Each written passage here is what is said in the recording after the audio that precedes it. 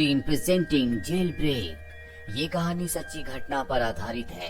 ये कहानी शुरू होती है सन 1988 में, जहाँ पर हमें चिली की एक जेल को दिखाया जाता है जिसका नाम सैंटियागो है। यहाँ पर 120 कैदी होते हैं। ये कोई खतरनाक मुजरिम नहीं है, बल्कि ये सब के सब प्रोटेस्टर थे। लेकिन जेल में इन सब के साथ आतंकवादियों की तरह सलूक किया जाता है। यहाँ का जो जनरल होता है, जिसका नाम अंड्राडे है, वो बहुत ही क्रूअल होता है। वो यहाँ पर सभी लोगों को सबक सिखाना चाहता है, इसीलिए वो सब के ऊपर जुल्म करता है। अब इंस्पेक्टर सभी कैदियों को कहता है कि अगर किसी ने भी यहाँ से भागने की कोशिश की तो उसे मार दिया जाएगा। तुम्हारे ऊपर 24 घंटे और 7 दिन नजर रखी जाएगी। 120 कैदियों में 5 कैदी ऐसे भी होते हैं जो एक ही ग्रुप के हैं और इनका लीडर लियान होता है। दरअसल इस सब के सब जेल से भागना चाहते हैं। इन सब को एक नई जेल में शिफ्ट किया जाता है, जहाँ पर सबको अपने अपने सेल चूज करने होंगे। लियान सेल नंबर 50 की तरफ भागता है क्योंकि उसके नीचे एक रास्ता है जहाँ से ये भाग सकते हैं। लेकिन जब वो सेल नंबर 50 पर पहुँचता है तो देखता है कि पहले से उस सेल को किसी ने ऑक्यूपाइड कर लिया है, इसीलिए उसे सेल नंबर 51 में जाना पड़ता है। लेकिन लियान के जो बाकी दोस्त होते हैं वो सब के सब उन्हीं सेल्स को ऑक्यूपाई कर लेते हैं जो उनके प्लान के अकॉर्डिंग उन्हें करना था। उनमें से 2 लियान के पास आते हैं। वो कहते हैं कि तुम्हें सेल नंबर 50 में जाना चाहिए था। लियान कहता है कि ये फर्स्ट फ्लोर पे था, इसीलिए मुझे आने में देर हो गई। तुम्हारे जो सेल्स थे वो ग्राउंड फ्लोर में थे, इसीलिए तुमने उन्हें ऑक्यूपाई कर लिया। और अब इन्हें किसी भी तरह से इस जेल से भागना है, जो कि इतना आसान नहीं होगा। यहाँ पर जितने भी कैदी होते हैं उन सब से वही काम करवाया जाता है जो काम इन्हें आता है। लियान अपने 2 साथियों से कहता है कि हमें किसी भी तरह से सुरंग बनाकर यहाँ से निकलना होगा। दरअसल लियोन एक आर्किटेक्ट है और उसने अपने कदमों से नाप लिया होता है कि उसे 210 फुट लंबी सुरंग बनानी है। जो सुरंग यहाँ से पास ही में एक नदी के पास निकलेगी और वो नदी पूरी तरह से पाम्स के ट्री से कवर है, यानी कि अगर किसी तरह से सब के सब वहाँ तक पहुँच जाए तो इस जगह से आराम से भागा जा सकता है। लेकिन इनका सबसे बड़ा सवाल ये होता है कि अगर ये इतनी लंबी सुरंग बनाएंगे तो उसकी मिट्टी को कहाँ फेंकेंगे, क्योंकि यहाँ पर चारों तरफ 24 घंटे और 7 दिन का पहरा होता है। अब जब ये सब के सब प्लान बना रहे होते हैं तभी यहाँ पर एक कैदी जिसका नाम पाओलो होता है, वो इन सब को देख लेता है। वो समझ जाता है कि ये कुछ न कुछ करने वाले हैं, इसीलिए वो इनके पास जाता है और कहता है कि तुम जो भी प्लान बना रहे हो मैं तुम्हारे प्लान में शामिल होना चाहता हूँ। इन तीनों को पाओलो पर विश्वास हो जाता है और पाओलो को भी ये अपने प्लान में शामिल कर लेते हैं। ये पाओलो से कहते हैं कि अगर तुम्हारे पास यहाँ से निकलने का कोई अच्छा प्लान है तो हमें जरूर बताना। और अब लियोन अपने दोनों साथी राफेल और पैट्रिशियो के साथ नीचे एक सेल में जाता है जहाँ से सुरंग बनाने की प्लानिंग करते हैं। लियोन कहता है कि सुरंग बनने में बहुत दिन लगेंगे, इसीलिए हमें दीवार की तरह दिखने वाला एक बोर्ड बनाना होगा ताकि हम उस सुरंग के छेद को उससे कवर कर दें और किसी भी सिक्योरिटी को ना पता चले कि यहाँ पर हम सुरंग बना रहे हैं। अब इनका एक और साथी जो हमेशा गिटार बजाता है वो सेल के अंदर आता है। उसने अपने गिटार के अंदर एक बहुत बड़ा स्क्रू ड्राइवर छुपा कर रखा होता है जिसे वो लियोन को देता है और लियोन उससे छत पर छेद करना शुरू कर देता है और जल्दी एक चकोर हिस्सा उसके ऊपर आकर गिर जाता है। ऊपर एक बहुत बड़ा छेद हो जाता है जिसे देखकर राफेल डर जाता है। राफेल कहता है हमें इसे जल्द से बंद करना होगा, नहीं तो सिक्योरिटी आकर हम सबको मार देगी। लियोन कहता है इसके लिए हमें बहुत सारे अंडों की जरूरत होगी।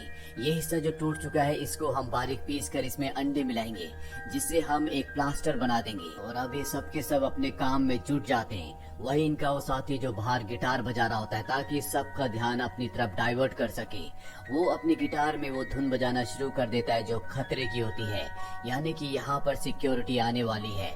और ये जल्दी जल्दी उस प्लास्टर को जो ऊपर से टूटा होता है उसे चूरा चूरा करना शुरू कर देते हैं। इसके बाद उसमें अंडे मिलाकर उसे आटे की तरह गूंथ लेते हैं और उसे ऊपर जो हिस्सा पूरी तरह से टूटकर नीचे गिर गया था उस जगह पर लगाकर उसके ऊपर एक पोस्टर लगा देते हैं। और अब यहाँ पर सिक्योरिटी भी आ जाती है, वो इनके सेल की चेकिंग करती है। तभी उनमें से एक ऊपर लगे हुए पोस्टर को निकालने वाला होता है कि बाहर से उसका ऑफिसर उसे बुला लेता है और इस तरह से इन सब की जान बच जाती है। लेकिन इनके आगे सबसे बड़ा चैलेंज होता है ग्राउंड फ्लोर की उस सेल से सुरंग बनाना, जहाँ की दीवार के लिए इन्हें एक ब्लॉक बनाना होगा ताकि रोज सुरंग बनाने के बाद जब भी कोई ऑफिसर आए तो उसे ब्लॉक से ढक दिया जाए। ये लकड़ी से एक ब्लॉक बनाते हैं और अब उस जगह को काटना शुरू कर देते हैं, यानी कि सुरंग का काम शुरू हो चुका है। तभी इन्हें पता चलता है कि सिक्योरिटी ऑफिसर यहाँ पर आ रहा है, इसीलिए जल्दी से उस जगह को जहाँ पर इन्होंने दीवार तोड़ना शुरू किया था उसे सामान से कवर कर देते हैं और अपने अपने काम में लग जाते हैं। सिक्योरिटी ऑफिसर को इन पर कोई भी शक नहीं होता और वो इस जगह से चला जाता है। इसके बाद एक बार फिर से ही रेडियो की आवाज को तेज करते हैं और दीवार को तोड़ना शुरू कर देते हैं। दीवार को सबसे पहले ये उस शेप में तोड़ते हैं जिस शेप का इन्होंने ब्लॉक बनाया होता है और इसके बाद ब्लॉक को उस जगह पर फिट कर दिया जाता है। लेकिन इनके आगे अब सबसे बड़ी चुनौती है, इन्हें बहुत सावधान रहना होगा। ये सुरंग बनाने के लिए खुदाई करने के बाद जो मिट्टी निकालते हैं उसे ऊपर की सेल में ले जाते हैं और जो सीलिंग इन्होंने सबसे पहले तोड़ी थी, जहां पर इन्होंने अंडों से और प्लास्टर से ब्लॉक बनाया था, उस ब्लॉक को निकालकर उसके ऊपर जो बहुत बड़ी जगह होती है वहां पर उस मिट्टी को सावधानी से रख देते हैं। इन्हें आज इस जेल में कई दिन हो चुके हैं और हर रोज ये इसी तरह से खुदाई करते हैं और जब ये खुदाई करते हैं तो इनका जो गिटारिस्ट दोस्त होता है वो बाहर म्यूजिक प्ले करता है ताकि कोई भी सिक्योरिटी गार्ड अगर इनके सेल की तरफ आए तो ये खतरे का म्यूजिक बजाकर इन्हें आगाह कर दे। ये सुरंग खोदने के बाद हर रोज बैग में मिट्टी भरते हैं और उसे ऊपर की सेल में ले जाकर ऊपर के ब्लॉक को निकालकर उसके ऊपर जो डक्ट में जगह होती है वहां पर रख देते हैं। यहीं पर एक और कैदी होता है जिसका नाम ऑस्कर होता है और ऑस्कर जब इन पांचों को हर रोज एक ही पैटर्न को फॉलो करते हुए देखता है तो उसे इन पर शक हो जाता है। लियोन अगले दिन जब सुरंग की गहराई नापता है तो बहुत ज्यादा डिससेटिस्फाइड होता है। इतने दिनों की मेहनत के बाद भी इनकी सुरंग बहुत ज्यादा गहरी नहीं होती। लियोन कहता है कि हमें और भी लोगों की जरूरत होगी, नहीं तो सुरंग को खोदने में कई साल लग जाएंगे। अब जब इनका साथी जर्मन बैग के अंदर मिट्टी को छुपा कर ऊपर ले जा रहा होता है तभी ऊपर से एक सिक्योरिटी ऑफिसर आता है। वो उससे पूछता है कि तुम्हारे बैग में क्या है, मुझे बैग खोल कर दिखाओ। वो बैग को खोल कर दिखाता है, उसमें सामान होता है। दरअसल मिट्टी नीचे होती है और सामान ऊपर, इसीलिए उस ऑफिसर को उस पर शक नहीं होता। लियोन अब जेल के और भी कैदियों को सुरंग दिखाता और कहता है कि तुम सबको हमारी इसमें मदद करनी होगी, तभी हम यहाँ से जल्द निकल सकते हैं। वो कैदी भी उनकी मदद करने को तैयार हो जाते हैं क्योंकि इनमें बहुत सारे कैदी ऐसे भी होते हैं जिनको फांसी होने वाली है। यहाँ पर रेडियो से इन्हें ये न्यूज भी मिलती है कि बहुत जल्दी चिली में डिक्टेटरशिप खत्म होने वाली है, यानी कि आम लोगों ने विद्रोह कर दिया है और वो डेमोक्रेसी चाहते हैं, ना कि तानाशाह सरकार। और ये कैदी जो यहाँ से भागने की कोशिश कर रहे हैं ये डेमोक्रेसी में बिल्कुल भी विश्वास नहीं करते। इनका जो लीडर है जो चिली को अभी रूल कर रहा है ये उसके साथ होते हैं और अब जल्द से जल्द ये निकलकर अपने लीडर का साथ देना चाहते हैं ताकि इनका लीडर गिव अप ना करे। और अब ये सब के सब कैदी 2-2 घंटों की शिफ्ट करना शुरू कर देते हैं। दिन रात सुरंग की खुदाई करते हैं। जो भी सुरंग की खुदाई करके बाहर आता है वो अपने हाथ पैर और कपड़ों को अच्छे से धो लेता है ताकि उस पर किसी भी गार्ड को मिट्टी ना दिखे। साथ ही जिस जगह से खुदाई कर रहे होते हैं उसी की छत पर ये एक और होल करते हैं ताकि निकाली हुई मिट्टी को सीढ़ियों से ऊपर ना ले जाना पड़े बल्कि सीधा यहीं से ऊपर पहुंचा दिया जाए। इस तरह से इनके पकड़े जाने का रिस्क भी कम हो जाता है और काम की स्पीड भी बहुत ज्यादा बढ़ जाती है। जब भी कोई कैदी सुरंग खोदता है तो बाकी सारे कैदी बाहर इस तरह से बिहेव करते हैं, वो एक दूसरे के साथ खेलते हैं, आपस में बात करते हैं। साथ ही कुछ कैदी यहाँ पर पहरा भी देते हैं जो जरा सा खतरा या शक होने पर इंडिकेशन देकर बता देते हैं कि गार्ड आने वाला है। इनका काम अब बहुत स्पीड से चल रहा होता है। सुरंग भी बहुत लंबी हो चुकी होती है। एक दिन वो कैदी जिसका नाम ऑस्कर है, जिसे पहले से इन पर शक था, वो इन्हें कहता है कि मुझे पता है कि तुम सुरंग खोदने की कोशिश कर रहे हो, मैं भी तुम्हारा साथ देना चाहता हूँ, मैं भी इस मिशन में शामिल होना चाहता हूँ।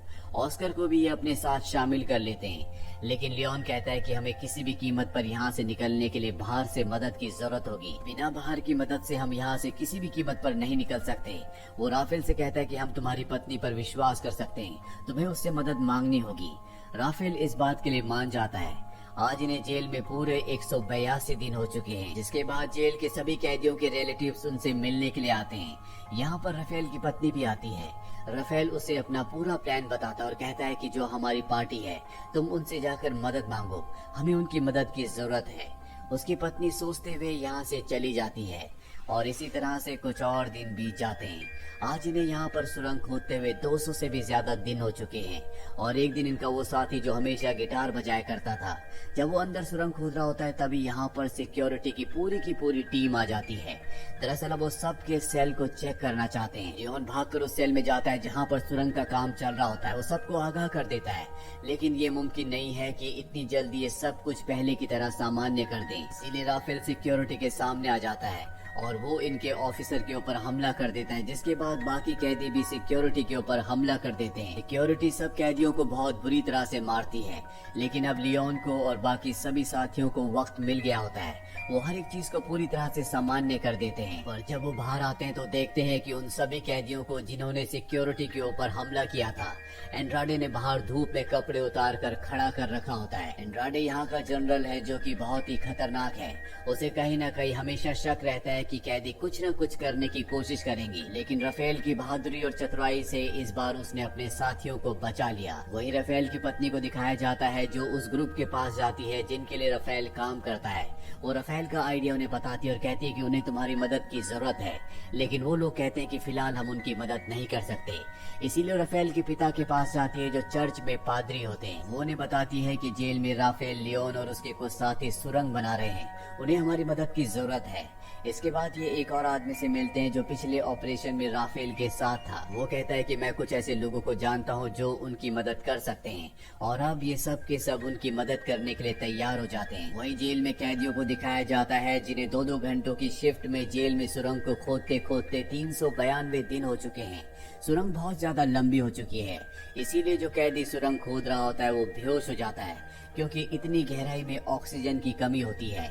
राफेल भी उसके पीछे होता है, वो उसे खींचकर बाहर निकाल देता है, लेकिन अब वो समझ चुका है कि इन्हें कुछ न कुछ बंदोबस्त करना होगा। यहाँ पर एक आदमी होता है जो जेल में काम करता है। उसके पास एक मशीन होती है जिस पर ये फैन लगाकर वहाँ तक ऑक्सीजन पहुँचा सकते हैं। राफेल कहता है कि तुम भी हमारे साथ शामिल हो जाओ, और राफेल उस कैदी को भी अपने साथ शामिल कर लेता है। इसके बाद उस मशीन, उस मोटर से जो उन्होंने कैदी से ली होती है, उस पर एक फैन लगाते हैं और प्लास्टिक के जरिए वहाँ तक ऑक्सीजन पहुँचा देते हैं जहाँ तक ये सुरंग खोद चुके हैं। लेकिन अभी भी इनकी मंजिल बहुत दूर है, और अब सुरंग खोदते खोदते इन्हें 413 दिन हो जाते हैं। और एक दिन जनरल एंड्राडे जेल के एक कैदी को अपने पास बुलाता है जिसका नाम बिगॉट है। वो बिगॉट को कहता है कि जेल में मुझे लगता है कुछ न कुछ गड़बड़ है, तुम्हें मुझे बताना होगा कि कैदी क्या करने की कोशिश कर रहे हैं। बिगॉट कहता है कि मैं आपकी मदद जरूर करूंगा। वो बिगॉट को एक सिगरेट का डिब्बा देता है। दरअसल बिगॉट को नहीं पता होता कि जेल में सुरंग खोदी जा रही है। वहीं कैदी सुरंग खोदते खोदते जेल की सीमा के बाहर तक पहुंच जाते हैं और एक पाइप के जरिए वहां पर पिंक कलर का लिक्विड डाल देते हैं ताकि राफेल की पत्नी और उनके साथियों को पता चल जाए कि सुरंग यहाँ तक खोदी जा चुकी है।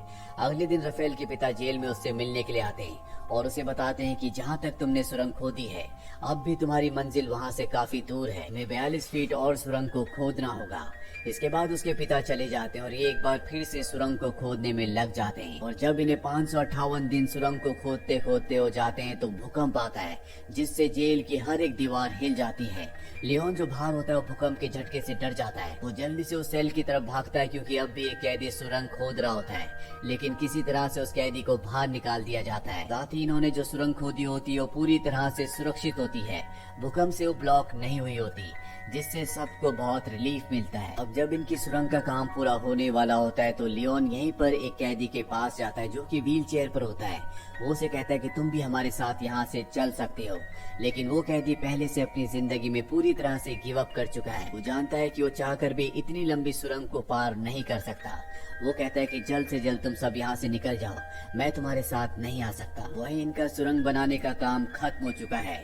सुरंग बनाने में इन्हें पूरे 567 दिन लगे और अब जब सब के सब टीवी देख रहे होते हैं तो वो सभी कैदी जो सुरंग बनाने में शामिल थे एक एक करके वहाँ से निकलना शुरू कर देते हैं।